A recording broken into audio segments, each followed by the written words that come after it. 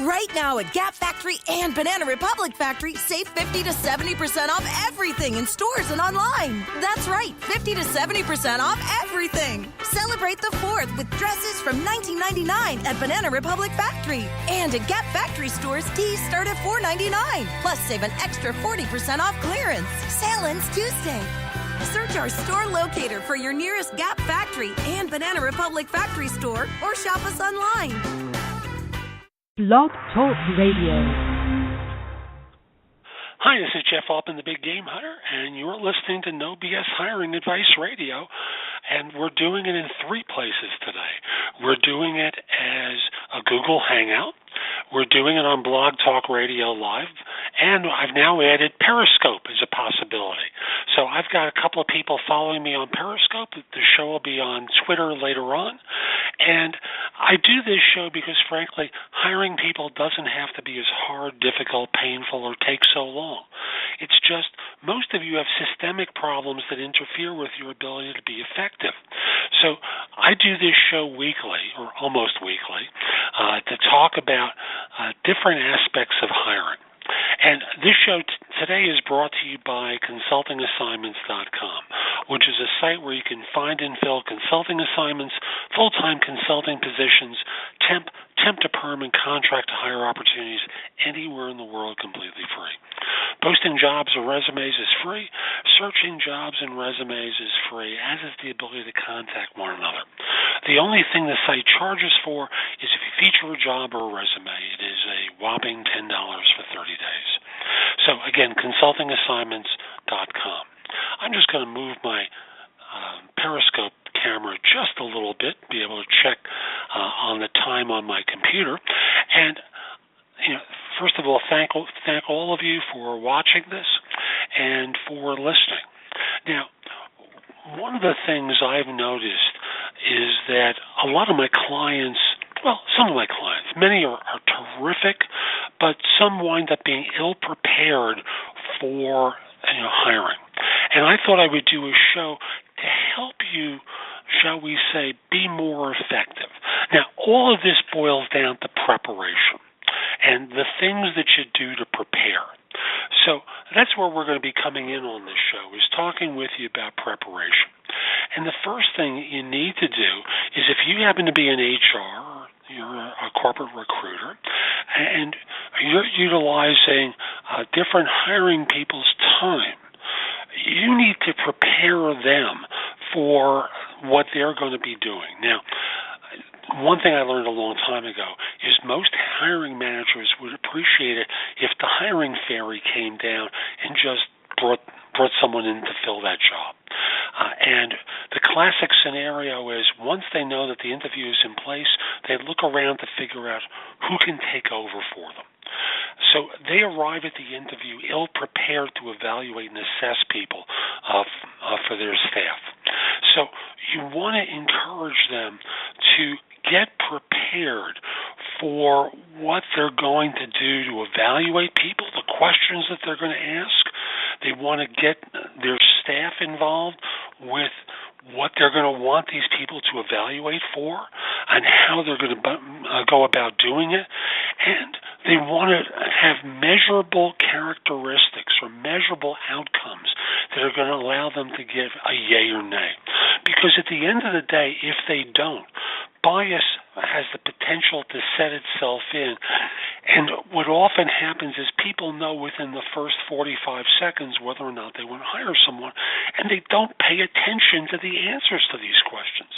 So you need to confront the biases up front. If the person you're interviewing a fast talker or a slow talker, and the hiring manager is uncomfortable with that, why? What is it about that quality that is going to make them less competent to perform the job? Well, they're not going to fit in as well. Well, they can fit in as well. Not everyone is going to be homogeneous. It's like saying we only hire white people. I'm sorry, folks. We don't do that in this country anymore, and we don't have to have complete homogeneity in groups in terms of personality. if anything, as a hiring manager, you should be looking for people who are different than you, who think differently than you, who can, shall we say, be the rebel in your group, the different individual, and stoke the fires more. So again, get involved with your hiring managers and provoke them, encourage them, challenge them, so that they're well prepared and they get their team well prepared to interview. The next thing is having them define the job. So, creating a quality job description, and I'm not talking about pulling one out of their system from 4 years ago that they're going to continue to use as part of their evaluation process. I'm talking about if you use that as the template, as the starting place, to actually pay attention to what should be changed in that job description in order to make it a more accurate representation of what the firm is looking for. Now, with phone screens, like an in-person interview, you want to be prepared for the phone screen. So, if you're in HR or if you're the hiring manager, you want to be prepared. You want to give yourself at least a couple of minutes to ground yourself, to focus on what's going to be covered in the actual interview. So often, there are hiring managers who are taking time to, shall we say, they're playing catch-up. They're unprepared. They're on the phone, and they're winging it. And much the same way as a candidate shouldn't wing it, well, frankly, hiring managers shouldn't either. So give yourself a little bit of time to create a quality interview and to ground yourself for it. Next thing is create a structured interview for yourself and for your team. So I alluded to this before. You want to be able to create measures for what it is someone's going to be looking for out of you. Let me restate that. You want to be creating measures for what's going to demonstrate someone's qualified. So, yes, there are skills competency questions. There are behavioral interview questions. But I also encourage a whole bunch of stress scenarios, particularly if your job has stress.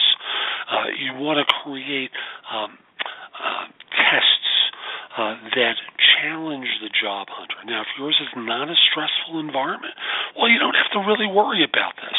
At the end of the day, what you'll need to do is really just make sure that the interviews allow the job hunter to demonstrate their capabilities. I got a message from a friend of mine who was doing an interview over Skype recently. First round HR interview. So he can watch the interviewer not looking at him, reading questions, and he says, I have the experience, and the person's writing down answers, and they're not listening to what I'm saying to know that I'm really addressing it. And at the end of the interview, of course, within 2 minutes, he gets a rejection because, she wasn't paying attention. So I'll just simply say that you want to be able to get the interviewer's attention. You want to be in a situation where at the end of the conversation, you've allowed the person to demonstrate their best as it might fit the role.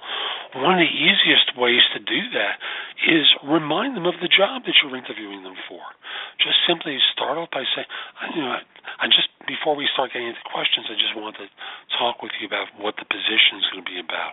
Because isn't it a lot better to define it and have them say, I could be really interested in that, and then you're done. You're completely done at that point.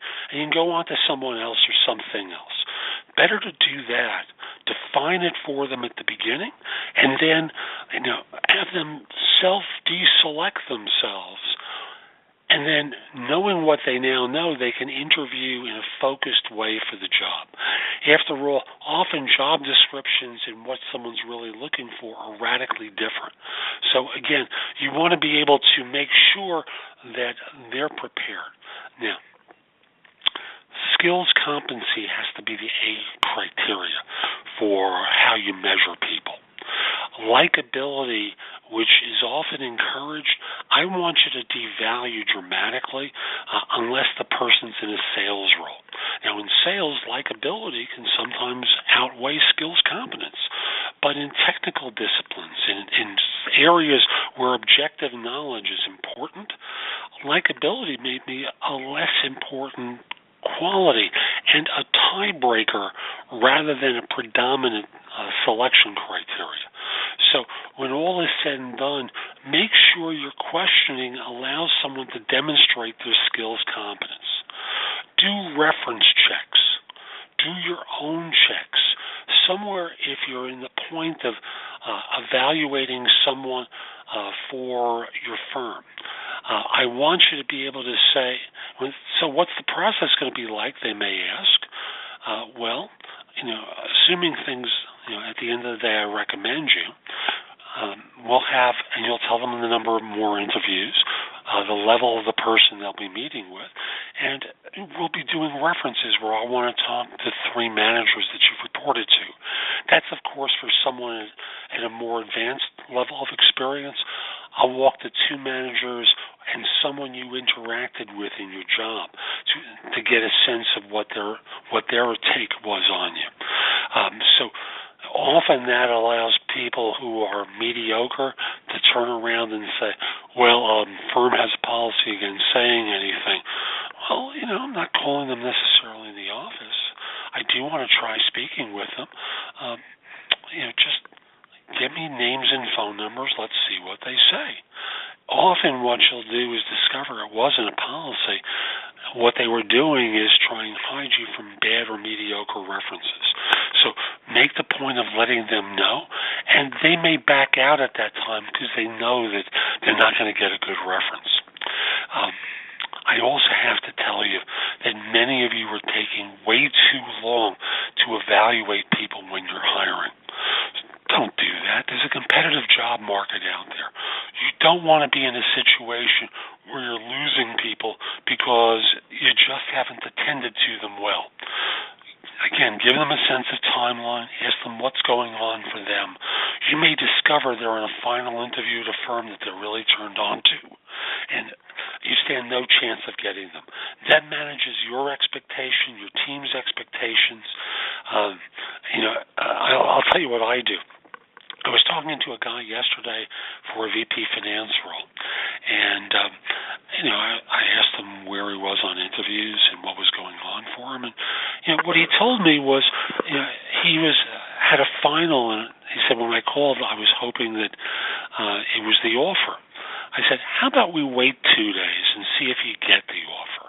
Because if you get it, it sounds like this is one that you'd say yes to, and my client is going to take their time.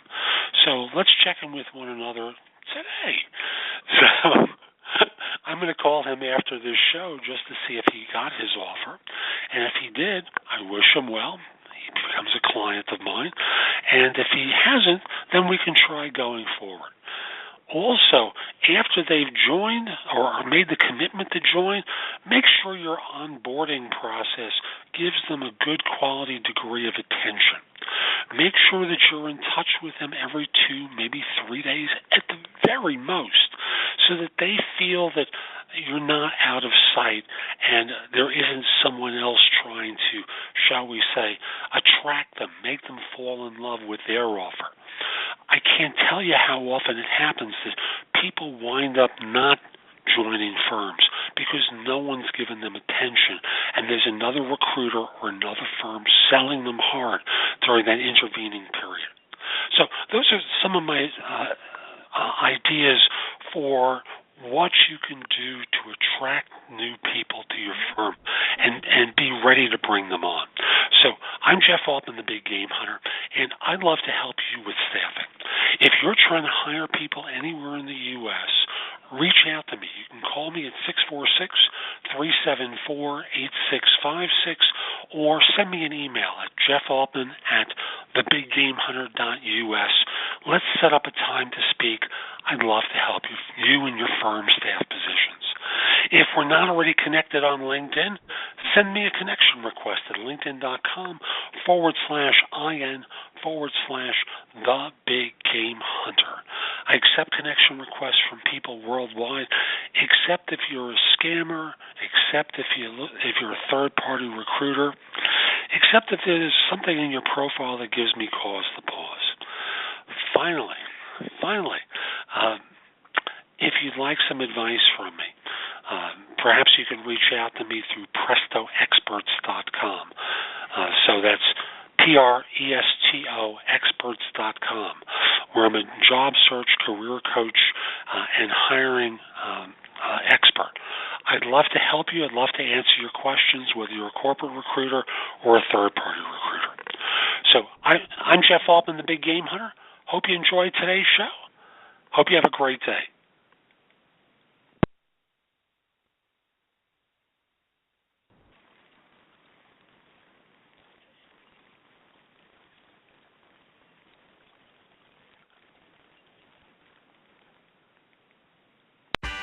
Right now at Gap Factory and Banana Republic Factory, save 50 to 70% off everything in stores and online. That's right, 50 to 70% off everything. Celebrate the 4th with dresses from $19.99 at Banana Republic Factory. And at Gap Factory stores, tees start at $4.99. Plus, save an extra 40% off clearance. Sale ends Tuesday. Search our store locator for your nearest Gap Factory and Banana Republic Factory store, or shop us online. Right now at Gap Factory and Banana Republic Factory, save 50 to 70% off everything in stores and online. That's right, 50 to 70% off everything. Celebrate the 4th with dresses from $19.99 at Banana Republic Factory. And at Gap Factory stores, tees start at $4.99. Plus, save an extra 40% off clearance. Sale ends Tuesday. Search our store locator for your nearest Gap Factory and Banana Republic Factory store, or shop us online.